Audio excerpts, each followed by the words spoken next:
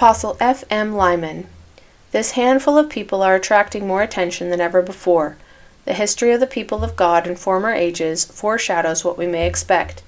When men undertake to carry out the purposes of God, they necessarily encounter the opposition of the world, because there is a love of unrighteousness in the hearts of mankind.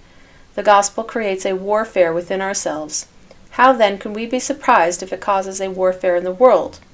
How many of us have learned to subdue this evil within ourselves, have learned to always do that which is right, to deal justly, and walk uprightly all the time? There is in man a religious sentiment. Though all do not worship at the same shrine, yet all have the same chief object of worship or attainment. When the everlasting gospel came to us, it did not materially change the object of our worship, except so far as we had formed erroneous ideas concerning the deity.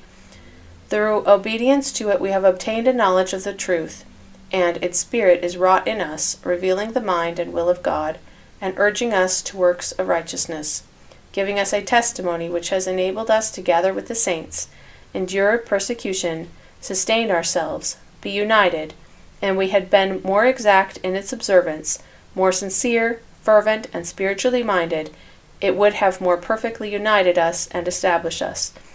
We are here on earth to obtain an experience in the things thereof, and also to develop ourselves morally and spiritually, that we may be enabled to go into the next world with treasures of eternal riches.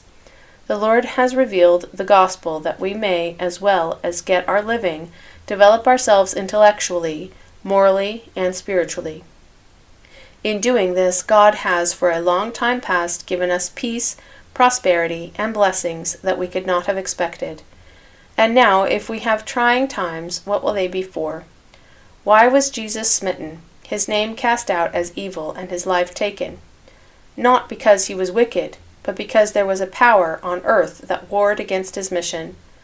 We have had to meet this before, and should be able to do so again. It is not intended that we should fight with the sword, but with the truth, and our motto should be peace on earth. We are to build up the kingdom, not by violence, but by the power of God, who will shelter us, and we shall not be scattered abroad. It is not for any evil that we do that we are persecuted, but because we are engaged in the work of God, and our strength will be in doing right and having God as our friend. May we be able to act always so as to secure that friendship, and may the peace of heaven be upon our conference and our territory until the kingdom of God is permanently established on earth.